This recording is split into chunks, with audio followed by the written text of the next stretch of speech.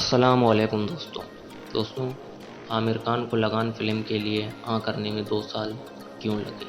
क्या आप जानते हैं कि इंडियन एक्टर आमिर खान को लगान फ़िल्म में काम करने के लिए 2 साल का अरसा लग गया, क्योंकि उसको 2 साल लगे सिर्फ़ फ़िल्म में काम करने के लिए बोलने में। इंडियन एदेकार आशुतोष गोरेकर की फ़िल्म लगान को रिलीज़ हुए आज 20 साल हो गए हैं।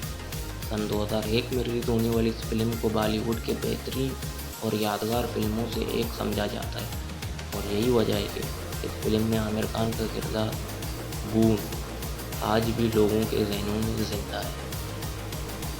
लेकिन बहुत कम लोग जानते होंगे कि अगर आशुतोष गोरेकर फ़िल्म लगान की कहानी ना लिखते तो शायद आज आमिर खान खुद एक फिल्मसाज ना होते।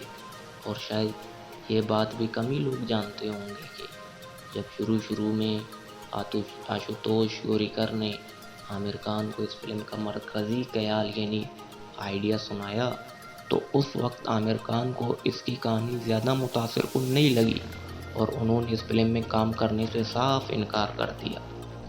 लेकिन जब फिल्म रिलीज़ हुई तो लगान ने न सिर्फ बॉक्स ऑफिस पर कमाई की, बल्कि उसे ऑस्कर अवार्ड के लिए भी नामज़द किया गया। आमिर खान के मुताबिक जब उन्होंने ये कहानी सुनी तो उन्हें बहुत बुरी लगी कि ये क्या आइडिया है कि सन 1893 में कोई क्रिकेट खेल रहा था और उसके ज़रिए टैक्स माफ़ करवाना चाहता था। आमिर खान का कहना है कि मैंने आशुतोष को समझाया कि आप और फिल्में बनाएं जो कदरे बेहतर हों। मेरी ये बातें सुनकर आशुतोष थोड़ा मायूस हो गए और कहा कि ठीक है। उसके बाद वो 3 माह के लिए गायब हो गए। आमिर खान के मुताबिक जब 3 महीने बाद आशुतोष एक बार फिर उनसे मिला तो उसके बेहद इसरार पर फिल्म का मुकम्मल स्क्रिप्ट मैंने सुन लिया। इस बार जब उसने स्क्रिप्ट को पूरी तफसील के साथ बयान किया तो उसने मुझे हैरान कर दिया। मैं कहानी सुनते हुए हंस रहा था। मैंने उसे बताया कि ये बहुत महंगी फ़िल्म की तरह लगती है, कौन बनाएगा? मैं एक अदाकार हूँ, प्रोड्यूसर नहीं। मैंने उन्हें कहा कि अगर आपकी फिल्मबाजी काम नहीं करती तो फिर इस फिल्म के लिए कौन पैसा लगाएगा? पहले एक प्रोड्यूसर लाएं जो इस पर पैसा लगाने के लिए तैयार हो, फिर मैं इस फिल्म में काम करूँगा।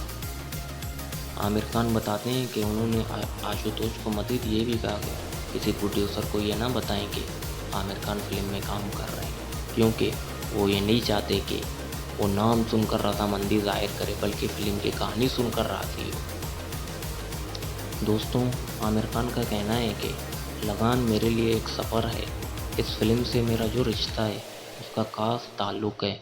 हम शूटिंग के लिए 6 माह तक एक ही इमारत में रहते थे। शूटिंग के लिए हर सुबह 4 बजे उठते थे। उसके बाद शूटिंग के लिए बस पर सवार होते थे। वो बताते हैं कि एक दिन किसी ने बस में गायत्री मंत्र का नारा लगाया और तब से फिल्म की शूटिंग ख़त्म होने तक हम जब भी किसी जगह जाते थे, हम 45 मिनट के लिए गायत्री मंत्र सुनते थे। और न सिर्फ हम बल्कि बस में मौजूद अंग्रेज़ भी हमारे साथ रोज़ाना गायत्री मंत्र पढ़ते थे।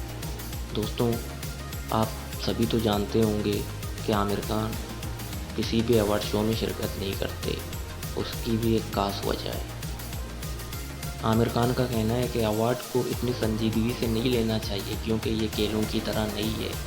जो भी 100 मीटर रेस पहले ख़त्म करता है वो जीत जाता है। खेलों में ये वादा है कि कौन जीतता है। फिल्मों में ऐसा नहीं है, हर एक के जज्बात मुख्तलिफ होते हैं। आमिर खान का कहना है कि हमें एक दूसरे के काम की तारीफ़ करनी चाहिए।